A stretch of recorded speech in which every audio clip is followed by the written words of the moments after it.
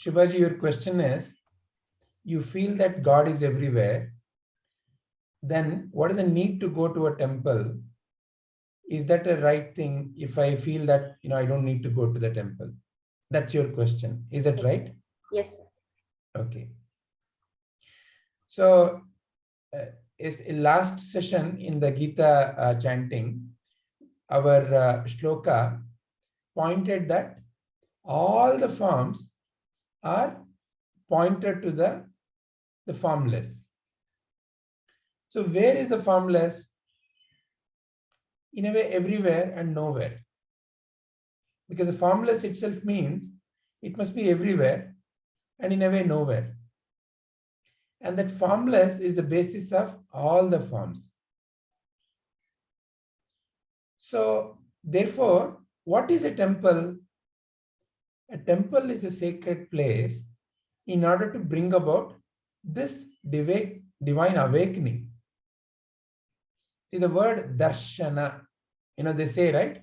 Oh, did you go to the temple? Did you have the darshana of the Lord? Darshana, let us understand darshana clearly first. What does darshana mean? Darshana means to see. See who or what and where. That is the important question.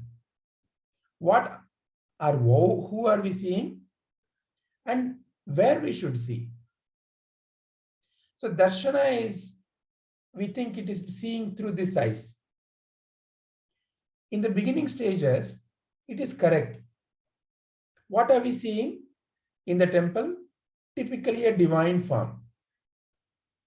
So Hanuman temple, you go to Hanuman temple. You see Rama Bhakta Hanuman there. You go to a Krishna temple. You see Krishna in a certain form. You go to Ananta Padmanabha temple. You see the Lord lying down and in a certain position. So the whole idea of a form is to seed the question in you. Who is this God? Who is this fellow called God?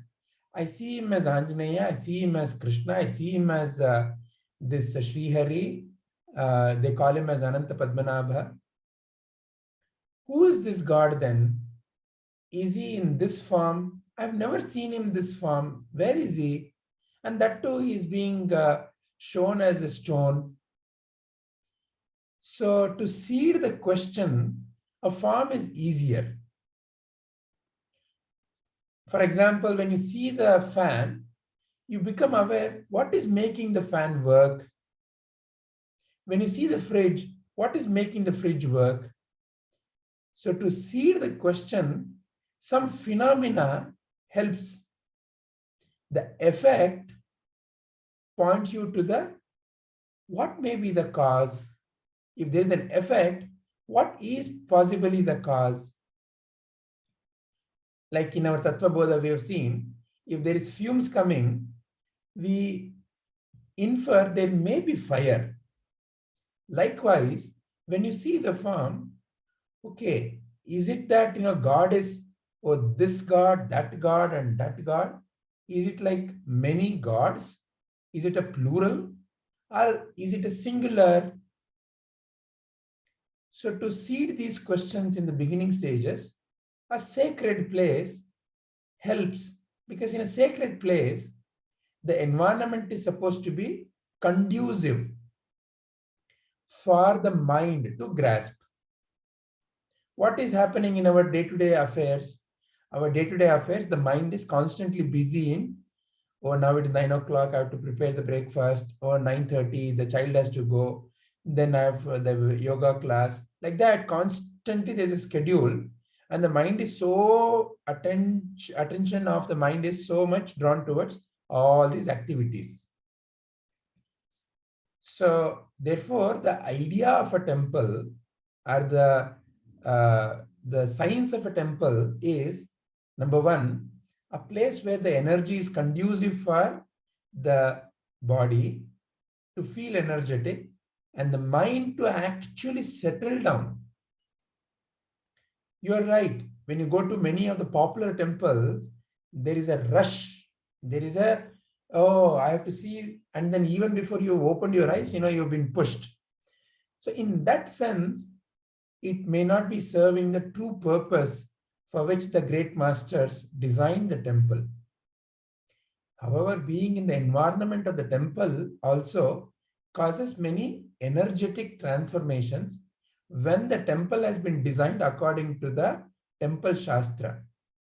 See, there is a science of temples. Temple is not just any space, it's a science of temple.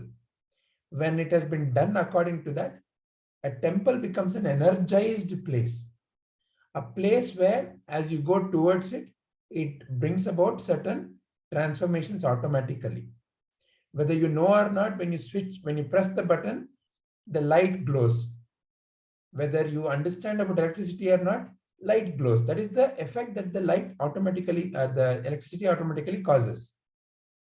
Likewise, a temple is a place of energy.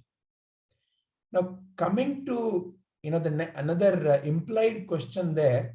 So, if God is everywhere, then in what form should I propitiate or do the puja to the God? So initially it starts off as a multiple gods, right? When you go to temple, oh, you see so many forms. So then how do you then jump from there, oh, there are so many forms of God, to God as a residing inner awareness? That transition is the transition by the jnana from the Guru.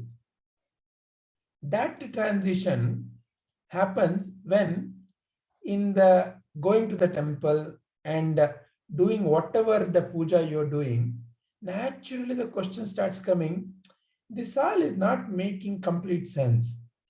I go there, somebody pushes, have you seen the God? Have you seen the God? God's darshana. What does it really mean to have the darshana of the God? That is where then the true Guru or the Sadguru appears in our life. And that's why I brought up this shloka. Dhyana moolam guror murtihi. Puja moolam guru padam. Mantra moolam guror vakyam. Moksha moolam guru krupa. So the basis of dhyana are what we should be focusing on in our dhyana is actually guror murtihi. The murti or the form of the Guru. And this again can cause a lot of confusion. Oh, should I look at this form? Oh, Prabhuji, should I be looking at Prabhuji's form in the dhyana? Yes, in a way. No, in a way. Yes, in the sense that to begin with, look at the form.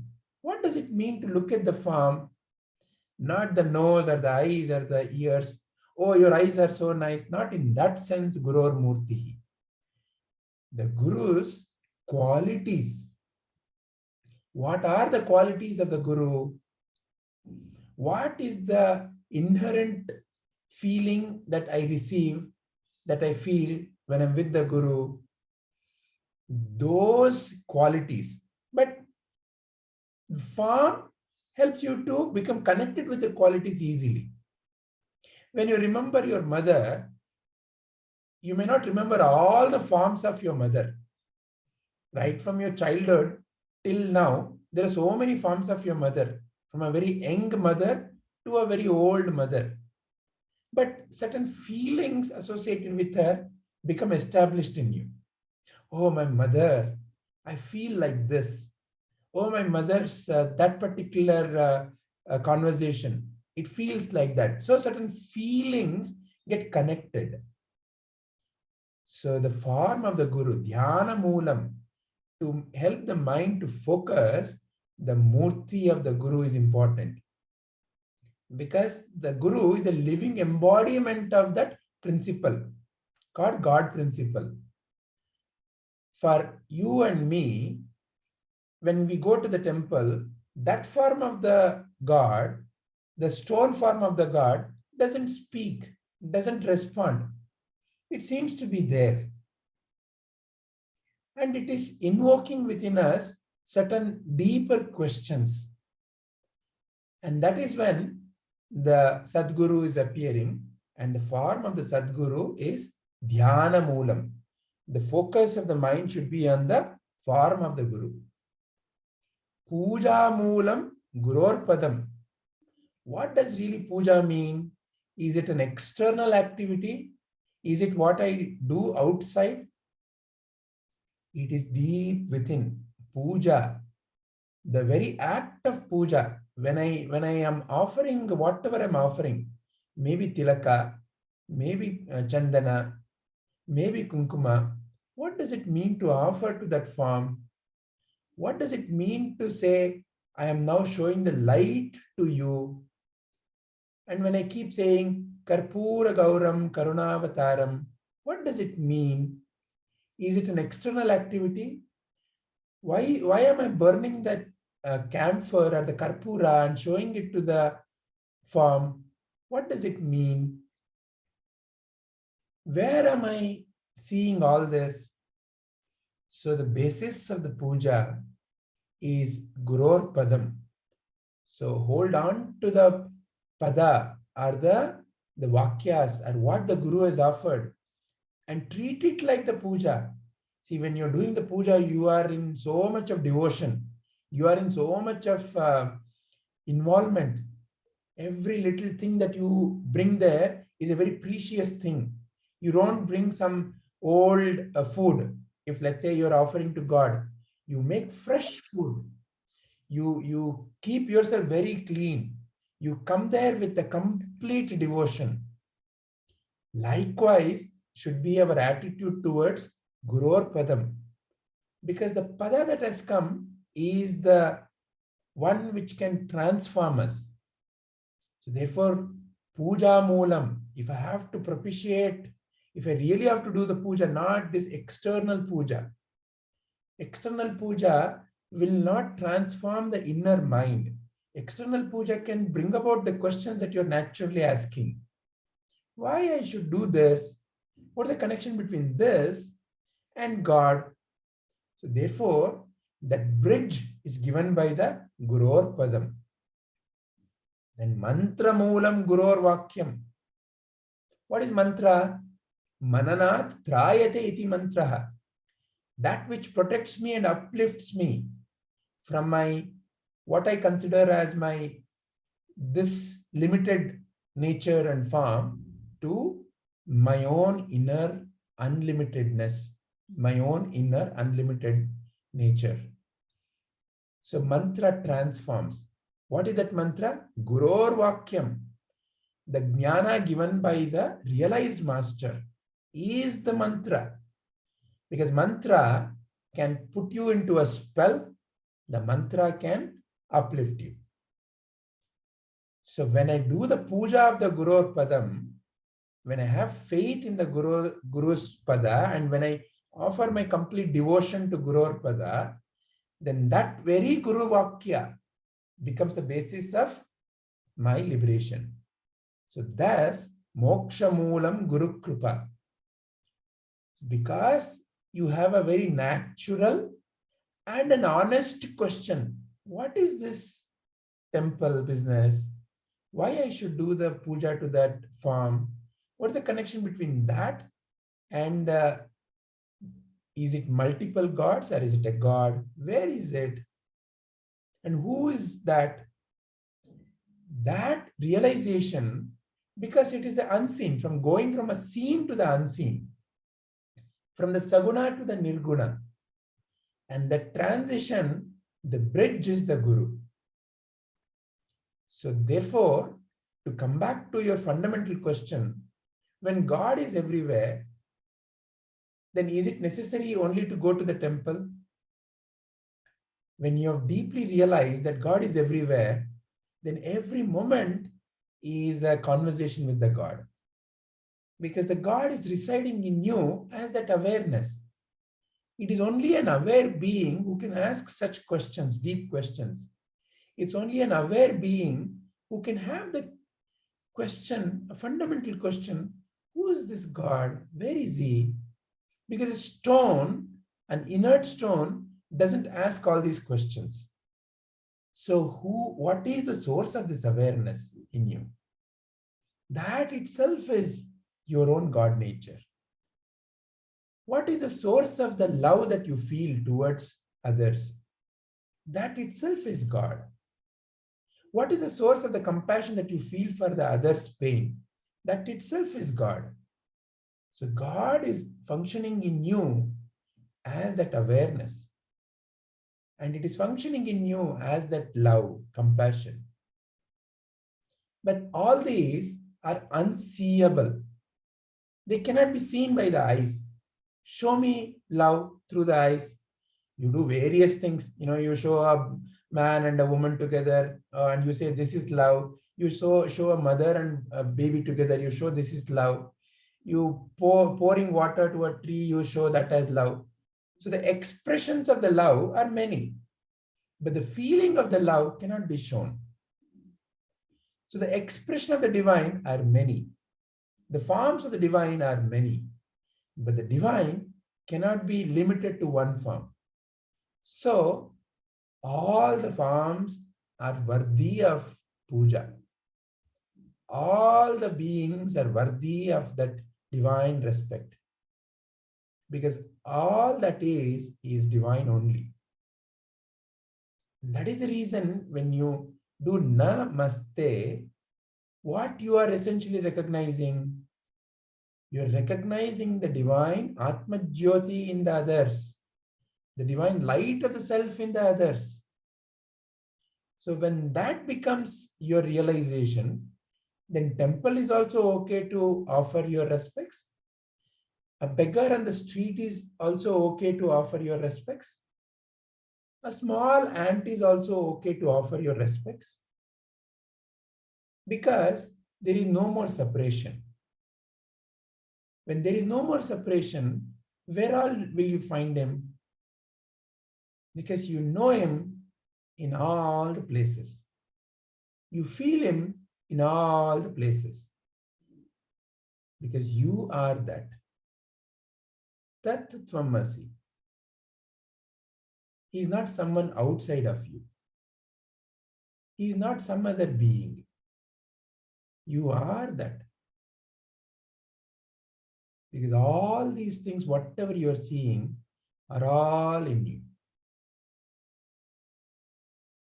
So therefore, the whole process of puja, temple, are all systematic step-by-step transition from the seen to the unseen. Each has a place and value at a certain stage in the evolution. A temple is a very divine place because the seed of all this quest is sown there. Without the mother's love, there is no tangible expression of love. Only when a mother has held you and cajoled you when you are sad or when you are fallen, without that expression, you wouldn't have felt what is love. So it is important that, for an embodied being, that such expressions appear. So that's why again, dhyana moolam gurur murtihi. Guru is the embodiment of that compassion. So therefore, when I look at the Guru, why is this fellow dedicating his life to keep on repeating the same message again and again? Why does he love to work with others and doesn't really expect anything? All these become the deeper questions. And what does he keep on talking about? That is the Vardi of puja. And that one, it is contemplated. That mantra, when it is contemplated, mananat trayate iti mantra. See, mantra, one is, we think it's like a spell. Oh, I just have to repeat. Manana, mananat trayate iti mantra. Manana, when you repeat, when you contemplate repeatedly, mananat trayate. Then it protects. Because as you contemplate, this is the insight in that mantra, it opens up. Mananat trayate iti mantra. What is that mantra? Gurur Vakya. The very utterings of the Guru. Vedas are said to be apaurushaya. Apaurushaya means not said by a person. But whatever we know in this universe has come through some form, some machine, some animal. A dog barks. So you cannot say that barking is coming from nowhere. But what is meant by that is that personhood, I and me and mine, has completely vanished in the Sadguru. Then that becomes mantra mula, because what is flowing through such a being then? What is flowing through is that unseeable divine only. And that unseeable divine operates in everything. And that realization is the moksha mula. And that can be called as the grace of the Guru. Grace of the Guru, we consider it as something like, blessing. Oh, I have to go down and, when they touch me, that is the grace. We have a physical association to the grace. Grace is constantly there as Guru's jnana, as Guru's life, as Guru's utterings. And when I go deeply into that, then it liberates me. So Guru Kripa is always there.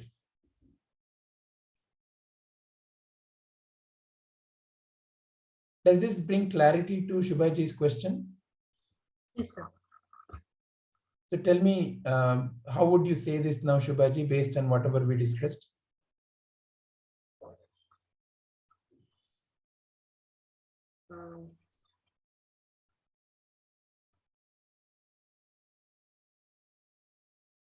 It's the way how we see it is what I understood. And there is, I understood all the temple is an energy center, everything. That initially we need to have some form wherein we get into that jnana that God is there everywhere. Once we know that God is there everywhere and He's there inside us, then that form is not required. Excellent. But there is no need to reject the form. Yeah. So it is not that only this form is necessary. See, it is like inclusion is all embracing. All forms are divine forms. Yeah. So which form will you reject? So there is no selective rejection. So then, Sarvam Khalvidam Brahma, Vasudhaiva Kutumbakam. Yeah. So there is no separation then, because you have felt, you realized, and it is the truth that behind the scene, you are seeing the unseen. Yeah. So when you start seeing the unseen in all the scene, is when there is no need to reject anything. Yes, even in the bad person, there is God. In everyone. It's an experience for me. Yes. So tell me how it is for you. In the sense, sir, I didn't understand the question. You said, even in a bad person, there is God, and it's an experience for me, you said. Yes. Like, for example, if that person is bad, it may be my perception also. That person may not be bad. So the jnana, that the differentiation of this is bad, that is bad is wrong. So the jnana has to come to me that what is right. Yeah. Because what we are judging is the action, outside behavior. Yeah. There should be no judgment. But that doesn't mean that, you can ignore the outside action. What you need to realize is that behind the outside action, it is like saying that electricity itself is bad because it is flowing through a chainsaw machine which is cutting a tree. The chainsaw is the outside action which is cutting the tree. Oh, I love the trees. oh, the electricity is so bad. See, it is making the chainsaw cut the tree. So electricity itself is not the cause of the cutting. It is flowing through the instrument, and the instrument is the one which has the right, that kind of quality. That is in terms of an example. When it comes to people, because of all the conditioning, the behavior pattern has become whatever the behavior pattern. But behind all that behavior patterns and the conditioning, that divine being is there. And one can touch the core of it. And that's the illustration in the form of many stories in the lives of many great masters. Angulimala, Buddha, Narada, Valmiki, all these are illustrations of that story. That even in those, in the Ratnakara was Valmiki. In Angulimala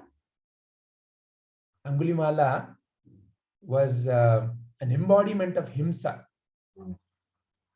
After his meeting with Buddha, Buddha named him as Ahimsaka.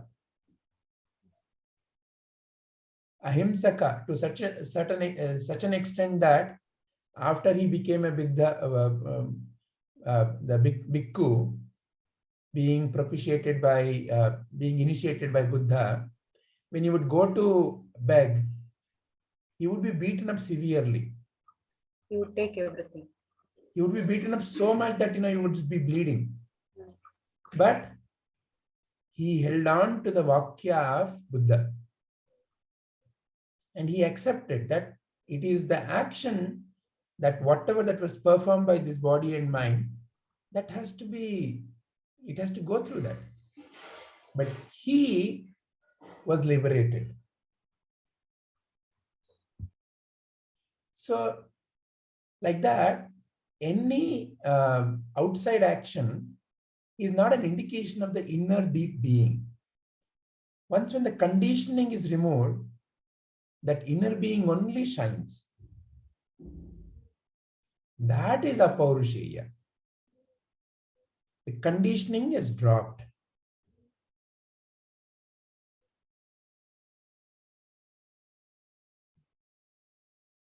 Very nice, Shubhaji. Anything more to say? No, sir. Thanks for the clarification. Sure. Anybody else likes to add or say anything? Padmaji, Rupaji, Shailajaji? No, sir. I think your explanation was perfect. All right. Then we will stop this recording.